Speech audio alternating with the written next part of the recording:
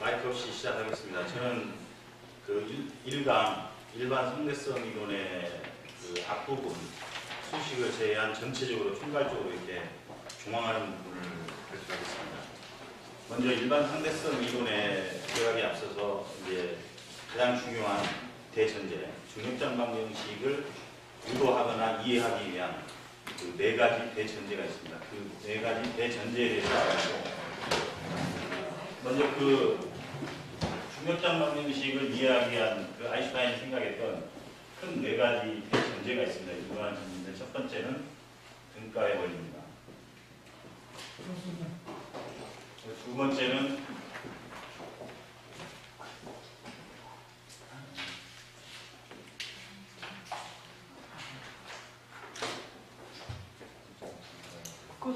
시간이 곧 만들어요.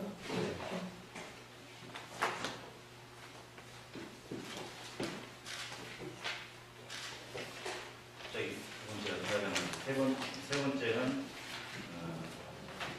무전 분리를 포함해야 합니다. 공변, 일반, 질변성의 원리다.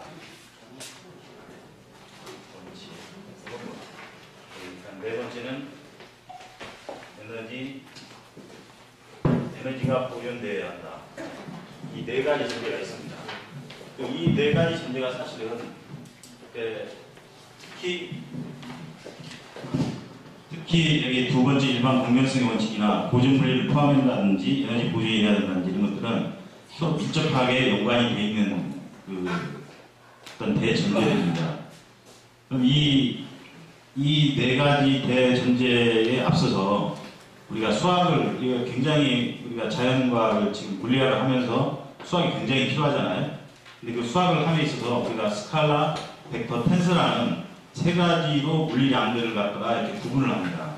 그 구분하는 물리량들의 종류나 이런 것들에 대해서 간단히 살펴보고 왜 그런 것들을 우리가 구분을 하는지 그런 몇 가지 팁들을 먼저 알아보면서 같이 이 네 가지에 대해서 알아보도록 하겠습니다. 맨 먼저 우리가 그 물리학이나 이 과학이 추구하는 바는 자연을 갖다가 설명하는 겁니다. 자연의 현상을 설명하는 건데 그 자연의 현상을 설명하는데 여러 가지 그 변수나 작용하는 그 물리량들에 대해서 그 숫자로 다 표시를 하거든요. 근데 그 숫자를 첫 번째는 스칼라라는 이 숫자의 체계로 이 표시를 하고요. 두 번째는 벡터로 표시하고 세 번째는 텐서라는 물리량으로 표현을 합니다. 근데 이 스칼라, 벡터, 텐서가 사실 이렇게 명목상으로 구분을 하지만 전체적으로 이 텐서라는 물리량을 표시하면 무조건 다 텐서라고 생각을 하세요. 텐서에서도 이 그 한 물리량, 질점, 이 시공간상에 있는 질점을 도대체 몇 가지 차수, 등급, 랭크라고 표현하죠. 그걸 몇 가지 랭크에 의해서 구분을 하느냐에 따라 가지고 이렇게 특히 영차 텐서의 경우에는 이게 나타낸다고 하면 그 세 가지 변수가 미묘하게 변화할 때 이 전체적인 현상이 어떻게 수학적으로 답이 나와서 그 현상이 드러내는지를 설명하는 게 이 물리학 수식의 기본 전제거든요. 그러면 X, Y, Z라는 세 가지 물리량이 도대체 그 하나의 방정식 속에 녹아 들어가 있는데 그 방정식을 연산을 하려다 보면 이 계산이라는 걸 하게 됩니다. 자연적으로 우리가 알 수 있는 건 뭐 네 가지 사칙연산이죠. 사칙연산을 할 때, 스칼라 할 때, 벡터량 할 때, 텐서량 할 때 이 계산하는 방식들이 좀 달라요. 스칼라는 우리가 그냥 더하면 되잖아요. 우리가 대표적으로 그냥 스칼라라고 주등기는 물리량들이 보통 온도, 그 다음에 뭐 질량, 뭐 거리, 에너지 등등이 있습니다. 이런 것들은 우리가 계산을 할 때 그냥 이게 상관없이 그냥 더하고 빼고만 하면 됩니다. 아무 생각이 없이 해도 돼요. 근데 벡터만 들어가면 우리가 예를 들어서 대표적으로 강의 시간에 배웠던 G벡터, 보통 벡터는 뭐 A 이런 식으로 쌓기도 하고 EX, 4차원 속도 벡터 U 이렇게 표현도 하긴 하죠.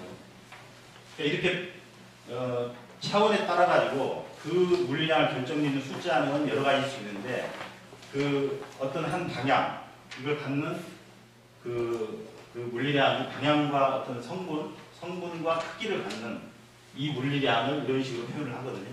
그럼 이런 식의 그 벡터의 연산에 있어서는 조금 많이 다릅니다. 그 이제 그 연산 방법이 뭐 여러 가지가 있죠. 행렬로 표시해서 하는 방법들도 있고, 뭐 크로네커 델타로 해서 쉽게 연산하는 방법도 있고. 근데 이게 기본적으로 물리량 하나에 두 가지 성분과 그러니까 방향이나 이런 걸 나타내는 성분과 이 크기 이 두 가지를 가지고 있기 때문에 그 두 가지가 예를 들어서 3차원이다 이러면 6개 정도 이 연산을 해야 되죠. 근데 그 물리량이 두 변수의 물리량이 연산이 되게 되면 또 굉장히 숫자가 늘어납니다. 그렇게 늘어나는 걸 스칼라처럼 일일이 더하고 빼고 하려면 굉장히 복잡해지기 때문에 더더군다나 더하기 빼기가 아니라 또 그 미분 연산까지 들어가게 되면 굉장히 복잡해집니다. 그래서 그런 것들을 간단하게 위해서 뭐 크로네커 델타나 뭐 레비치 기타 뭐 이렇게 에타 같은 기호나 여러 가지 도구들을 써서 행렬로 이렇게 연산하는 이런 방법들을 이렇게 만들어 놓습니다. 구체적으로 그런 행렬을 정하는 건 결국 방정식을 만들어 놓고 행렬이라는 식을 통해서 그 해를 구하는 거죠. 해를 구해서 그 해를 구한 값하고 자연에 나타나는 현상하고를 딱 일치하는가를 대비해보고 그게 또 자연이 계측하는 값하고 잘못되면 다시 관측을 해서 다시 이론적인 수식을 교정하고 정정해서 계속 시뮬레이션을 해서 정확하게 설명하는 미분 방정식을 만들어내는 게 이 수리 물리학 혹은 물리학에서 궁극적으로 이론 물리학에서 추구하는 바입니다. 그래서 이렇게 구분을 하는데 우리가 보통 온도, 질량, 거리, 에너지 이렇게 벡터는 이렇게 하고 텐서의 종류는 우리가 가장 많이 쓰는 이게 전공률 다 R하고 그 다음에 이게 에너지 모멘텀 텐사죠. 이렇게 표시를 합니다. 이거는 리치 텐서입니다. 리치 텐서고요. 그 다음에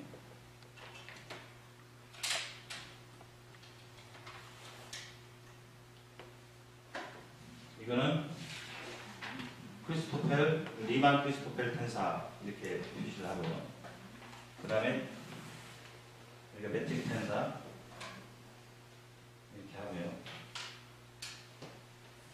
그 다음에 우리가 수업 시간에 배웠던 게 제일 중요한 아인슈타인 텐사.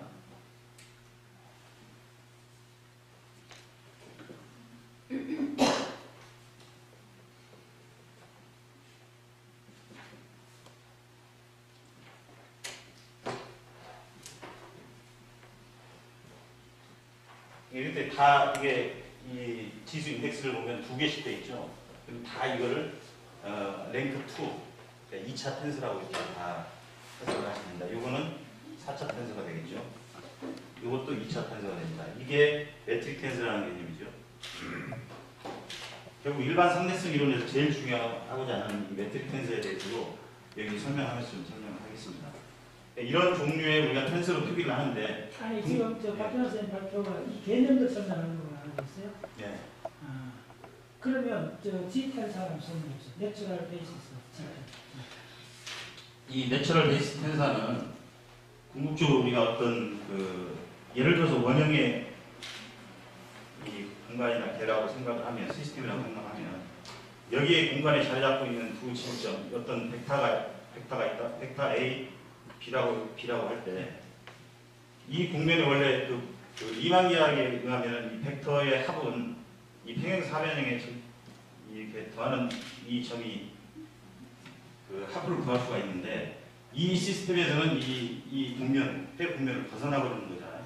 그래서 어떤 폐 공면이 있을 때 그 폐 공면의 더하는 값을 연산을 하기 위해서 이 기본적으로 이 하는 방법이 기존 이 공면하고는 좀 다릅니다. 그래서 이거를 어떤 폐 공면이 이렇게 우주가 어떤 정해진 형태가 아니기 때문에 이렇게 공률이 있다고 하면 이 공률의 가장 심한 점에 있는 이 이 정면에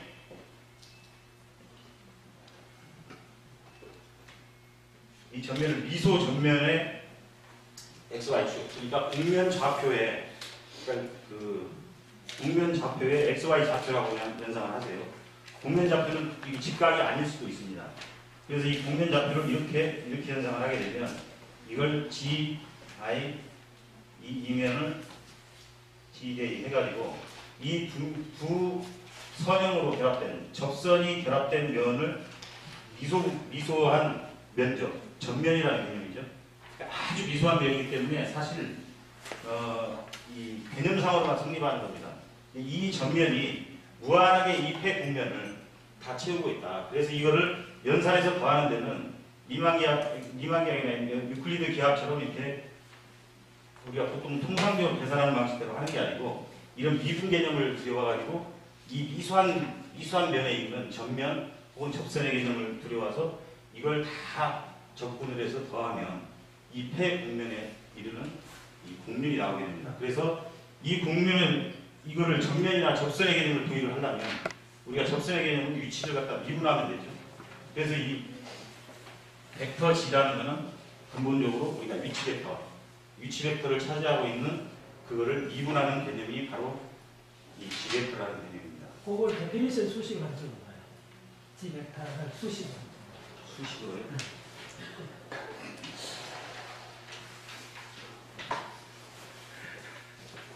자, 그러면 그 매트릭 텐서하고 G 벡터하고는 어떤 관계가 있어요? 매트릭 텐서하고 G 벡터하고요. 내추럴 베이시스하고 매트릭 텐서하고 어떤 관계가 있어요? GIJ는 GI 내적의 J. 그렇죠. 예, 이렇게 내적으로 표시를 합니다. 실제로 이 내적의 값은 사실 스칼라가 되잖아요. 내적을 하게 되면 스칼라가 되는데 이 스칼라가 아까 말씀드렸듯이 텐서라는 양이잖아요. 연차적으로. 그래서 이렇게 된 이거를 어떻게 보면 내추럴 베이시스 벡터, 그러니까 자연 기저 벡터라고 하는 양이고 이거는 그것 간의 내적에 의한 어떤 물리량의 값이니까 그거를 미소한 국면에서 사실은 이게 미분 개념이 여기에 위치의 미분 개념이 포함되어 있는.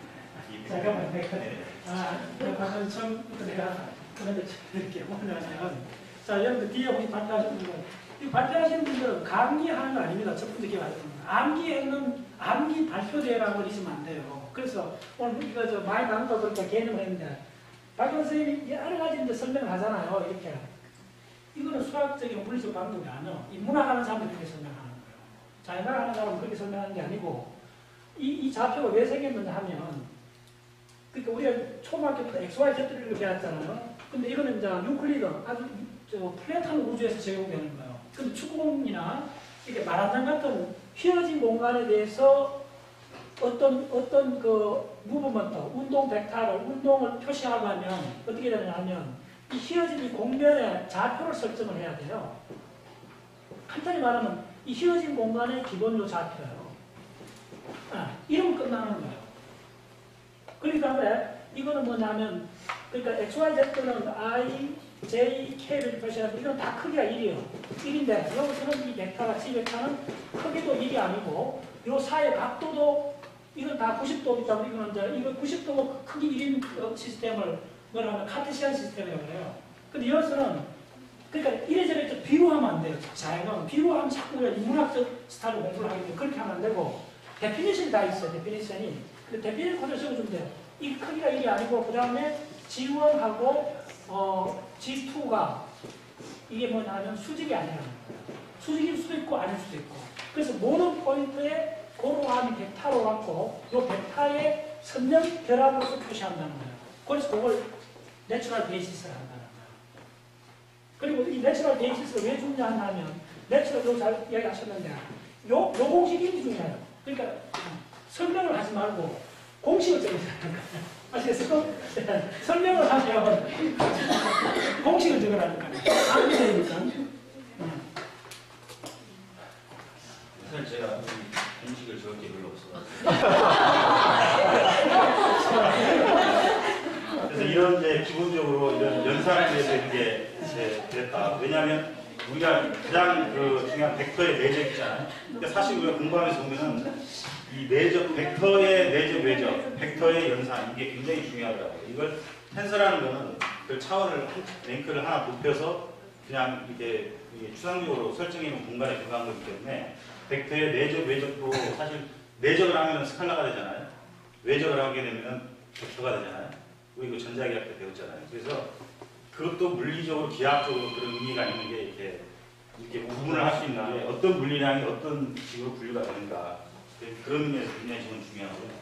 그 다음에 이제 아인슈타인이 했던 이 분가의 원리는 사실 중력과 가속도 현상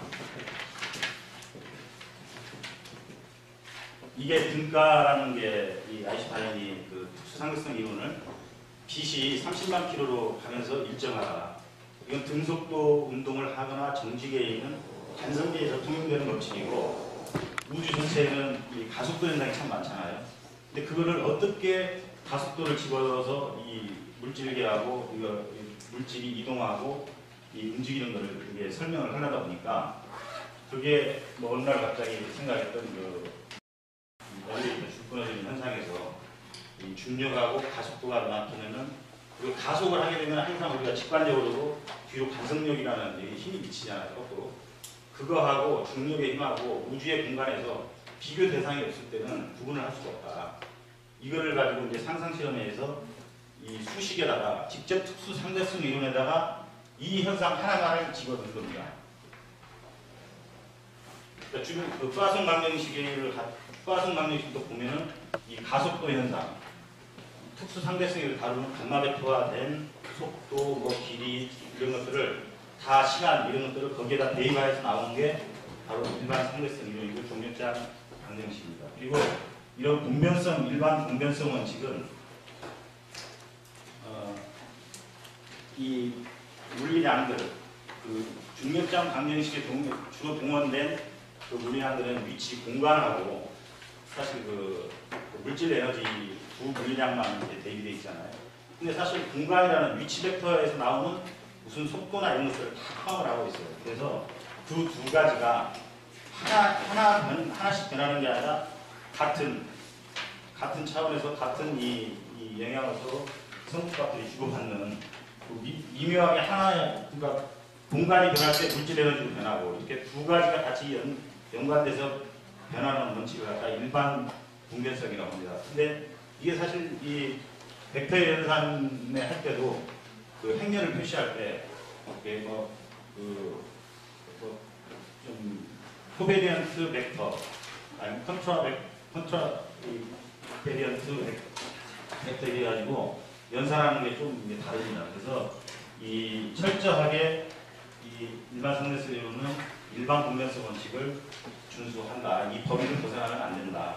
이게 어떻게 보면 에너지 보존의 법칙하고도 연관이 되어 있습니다.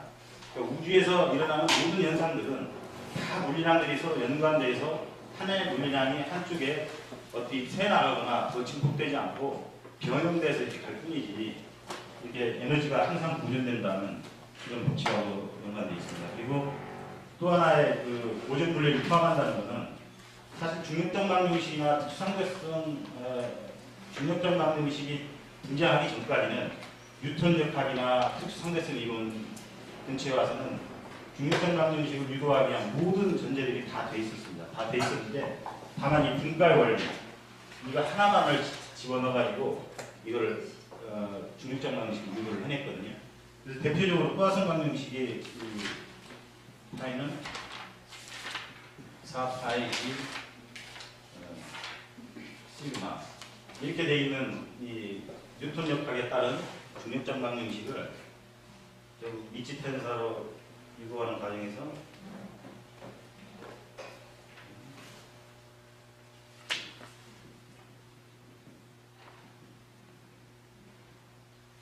이게 리치 텐사로 이렇게 유도를 하는 포화성 방정식, 중력적 방정식, 리치 텐사로 유도해서 이 물질 에너지와 이 시공간의 곡률과의 관계를 이렇게 밝혔는데 나중에 이게 계산을 해보니까 결국 에너지 보존의 법칙의 유배됨을 발견하게 됩니다. 그래서 아인슈타인이 여기에서 자기가 그 스스로 알고 이게 발산이 제로가 되는 아인슈타인 텐서를 유도하게 되죠. 그래서 아인슈타인 텐서가 아까 저기에서 표현했던 2분의 1 R에 T, K, 그러니까 이거는 발산이 제로가 되고 에너지 보존이 되고 일반 공변성의 이렇게 원리에 맞는 그런 수식으로 이 포화성 방정식을 유도한 거에 불과합니다. 그래서 전체적으로 이런 그 수학적인 어떤 물리양들, 그 다음에 미분 방정식을 세우는 원칙들, 이것을 가지고도 또 이렇게 다시 뭐 수성의 근일점이나 여러 가지 뭐 쌍성이나 이런 것들을 측정을 자연에서 해보았을 때 그 방정식이 유도하는 그 해하고 그 값하고가 정확히 같이 값하고 일치돼야 되거든요. 그 결과가 나중에 이제 우리가 이렇게 하나씩 다 공부를 하겠지만 그런 부분들이 정확히 일치된다는 게 놀라운 이 자연을 설명하는 그 방정식이 아닌가 이렇게 생각이 되고요. 제가 기본적으로 이런 원리에 대해서 설명을 했지만 시간이 지났습니다. 네.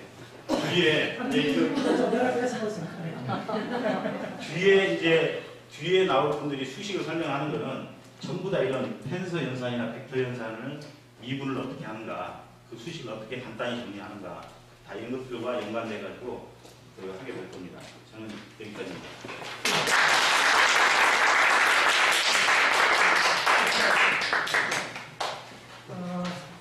이쪽이 사실 이제 이쪽에서 이렇게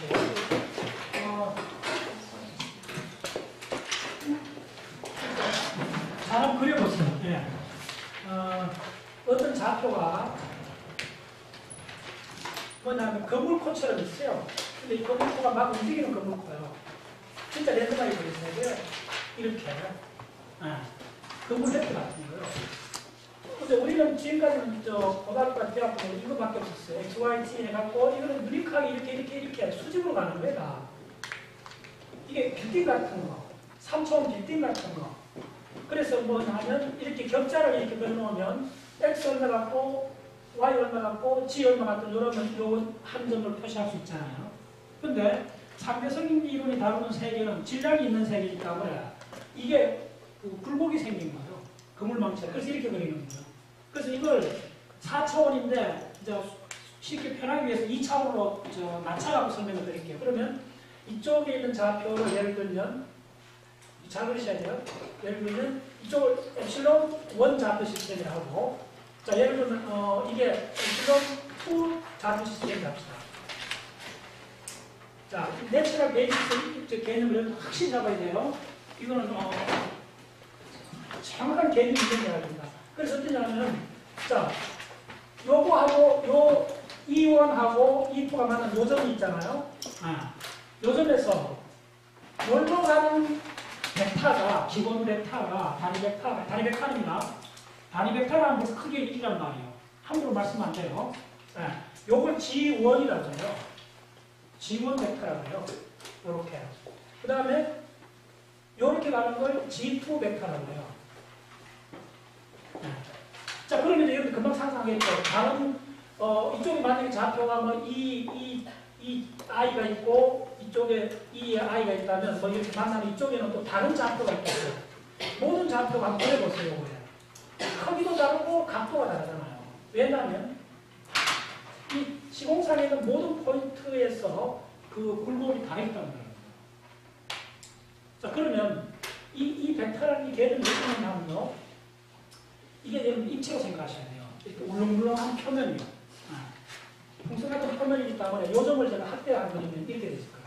아마 어떤 공면인데 이걸 여러분들 입천으로 생각하셔야 돼요. 예를 들면 이렇게. 굉장히 중요한 개념인데 이걸 이렇게 해갖고 입체로 생각하셔야 돼요. 이렇게. 요거에 지금 G벡터라는 개념이 어떤 개념이냐면 이쪽에다가 평면을 지금 만든 요거다 조그마한 내가 거울 이야기했잖아요. 평면 거울을 하나 갖다 놓는 거예요.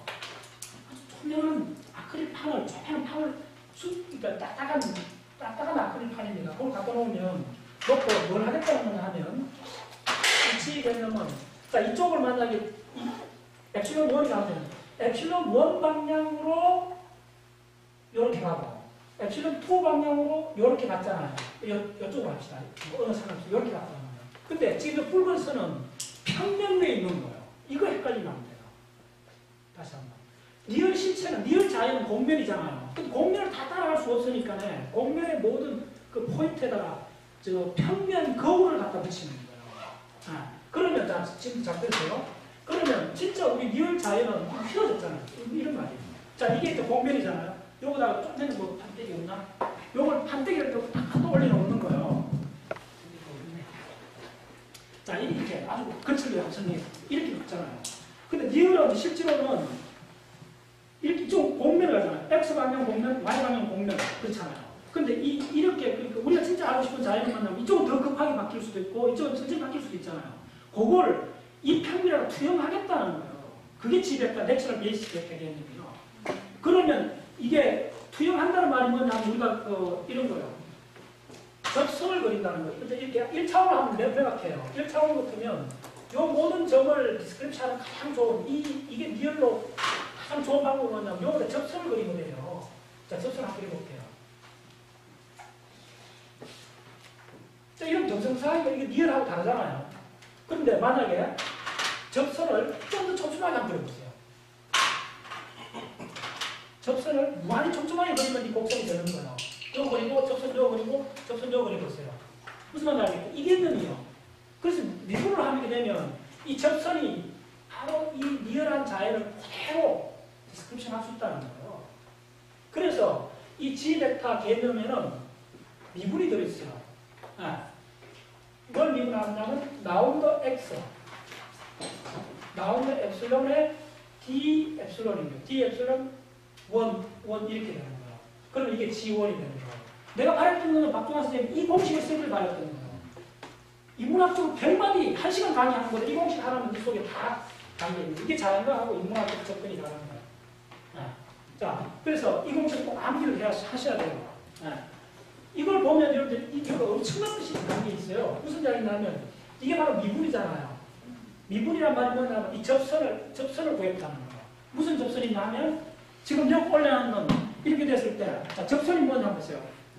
이렇게 올렸을 때 이쪽이 더 가파르고 이쪽이 완만하고 여러 가지 상황이 있을 수 있잖아요. 그러면 이쪽이 좀 더 가파르면 변화율이 크잖아요. 그럼 미분하면 이 값이 커지자겠죠. 이쪽은 완만하면 미분하면 변화율이 적잖아요. 그러니까 그걸 변하지 않으면 미분하면 제로가 되잖아. 변화율이 제로. 변화율을 이쪽이 변화율을 다른 거예요. X, Y, G 방향의 공간의 변화율을 이 평면으로 받는 거예요. 그래서 어떻게 되느냐 하면 자 그럼 읽어보세요. 그래서 이제 4차원을 하면 이게 가장 중요하게 DS 스퀘어가 뭐겠죠? DS 스퀘어죠. 인터벌이잖아요. 4차원식 인터벌에서 그러면 GX 합 DX가 되는 거예요. 그러면 이제 이게 DX가 어떻게 되느냐 하면 이게 G1 입실론 1 합 G2 입실론 2가 되는 거예요. 자, 잘 들어오세요. sorry. 내가 잠깐 이거 숫자는 이게 DX예요. DX 데피니션이 이렇게 되는 거예요. 이 DX 여기 보면 요게 G1이라는 거예요. 그래서 이렇게 되는 거예요. 이거 여러분 암기 안 하면 숨지 않아요. 개념들이 이렇게 엄밀한 개념이 이렇게 되는 거예요. 이해됐죠? 자, 그러면 우리가 4차원 시공에서 인터벌이라는 거는 요게 데피니션이거든요. 그럼 집어넣어 보세요. 어떻게 되냐면 G1의 D 엡실론 1 인터널 다 이거 내적입니다. 벡터니까 내적 이게 벡터니까요. 내적이. 요거는 스칼라지고 요거는 벡터예요. 그 다음에 G2의 DS2가 되겠죠. D 엡실론 2가 되겠죠. 벡터 내적이니까 G1 벡터 닷 G2 벡터가 되고 D 엡실론 1 D 엡실론 2가 되잖아요. 이게 바로 데피니션 뭐죠? GU 남자요. 무슨 말인지 아시겠어요? 이게 바로 지금 U 남자를 바꾸면 상관없잖아요. 근데 알죠? 이제 이게 바뀌면 D 엡실론 U D 엡실론 람다가 되는 거예요. 이거 흔히 쓰는 GU 람다에 DX U에 DX 람다를 이렇게 쓰는 거예요. 이 속에 다 있는 거예요. 다음 박자쌤은 이렇게 설명하지 말고 수식으로 써보세요. 아시겠어요? 수식으로. 누구를 발표하는데 설명하지 마세요. 수식으로 적어주면 돼요. 네. 자, 이렇게 됐죠. 자, 그러면 여기서 엄청난 의미가 또 나와요. 수식에서 의미가 나와요. 어떤 의미가 나오냐면, 자, 그럼 이게 뭐죠? 이 두 내추럴 베이시스를 인더 프로덕트 했잖아. 벡터 인더 프로덕트가 뭡니까? 여러분들 중학교 때 삼각형 면적 구할 때 이게 벡터 A고 이게 벡터 B면 어떻게 하죠? 벡터 A 닷 벡터 B 하면 면적이 나오잖아요. A, B 절대값에 코사인 세타 1이 되잖아요. 그래서 이 닷을 하면 면적이 되는 거예요. 면적이. 평면의 면적이 되는 거예요. 그러면 이게 뭐라는 게 의미가 드러나요. 뭐냐면 요거의 면적이 되는 거예요. 요 우리 거울의 면적이 되는 거예요. 그게 바로 모든 정보를 다 갖고 있는 거예요. 우주를 투영하고 있는 거예요. 무슨 말인지 아시죠? 만약에 내가 수식 안 쓰고 한번 설명해 볼까요? 이건 다 헷갈려요. 이걸 다 이해한 사람도 수식 안 쓰고 자연과학을 내가 서술식으로 이야기해 볼까요? 나도 헷갈리면 여러분도 헷갈려요. 자연과학은 수식으로 이야기해요. 네. 근데 다시 한번 잘 보세요. 영어에 진짜 무슨 뜻이 있어요? 무슨 다시 이야기할까요? 자, 보세요. 이게 리얼한 자연이에요. 이게 리얼한 우주예요. 온갖 공면들이 있어요. 이 공면들을 어떻게 해서 디스크립션 할 수 있겠어요? 저에만 하면 고요한 호수의 상그림자를 어리게 하는 거예요. 그 고요한 호수가 평면이잖아요. 이 평면에다가 이렇게 하는 거예요. 근데 평면이 크면 근사치밖에 안 되잖아요. 무슨 얘기겠어요? 이 평면이 크면 이걸 다 담을 수가 없잖아요. 그러면 요걸 리얼 자연을 표시하고 싶은 거예요. 리얼 자연을 표시하려면 이 평면을 무지하게 적게 해갖고 무지하게 적은 모든 종이 사각형 한 점의 평면으로 바꾸면 되잖아요. 그게 바로 요겁니다. 요거 독일 같은 요거. 그러니까 요 평면 속에 요 무지하게 적은 평면 속에 뭐가 들어있어요? 이쪽에 있는 이 공률이 투영되어 있다는 거예요. 그 투영시키는 게 접선을 그리는 거예요. 2차원 같으면 X방향 접선, Y방향 접선, 그 접선이 바로 이 유문입니다. 이 접선이 바로, 이 접선을 구하는 게, 이거입니다. 이게 이 접선을 구하는 거예요. 이게 접선. 접선을 구하는데, 이게 1차원이잖아요. 2차원, 3차원, 4차원까지, 1, 2, 3, 4, 4, 4차원까지 바꿀 수가 있죠. 그럼 4차원 시공의 접선이 되는 거예요. 그럼 4차원 시공의 공률을 이 평면에다 옮길 수가 있다는 게 아니에요. 나는 이 평면이 리얼 자연이 있느냐 없다는 거예요. 어때? 엘리베이터 떨어지면 엘리베이터 속의 평면이라는 거예요. 단성계가 있다는 거예요. 평면은 굴곡이 없잖아요. 굴곡이 없으면 힘이 있어요, 없어요? 에너지가 없잖아요. 에너지 없으니까 에너지를 못 느끼잖아요. 힘을 못 느끼잖아요. 떨어지는 엘리베이터 속에서 힘을 못 느끼잖아요. 무슨 말 아시겠어요? 이 수식수는 진짜 엄청나게 들어있어요. 근데 이 데피니션을 암기를 안 하면 나도 설명할 수 없어요. 개인도 다 알지만 다른 사람도 설명 못해요. 수식을 적어놔놓고 보면 진짜 엄청난 이 속에 다 있어요. 일반상승 이론이. 한 번 안 벗어나요. 일반상승 전체 이야기가. 단지 이걸 4차원 합장원밖에 없어요. 아시겠어요? 네. 자, 좋아요. 다음 상승. 네.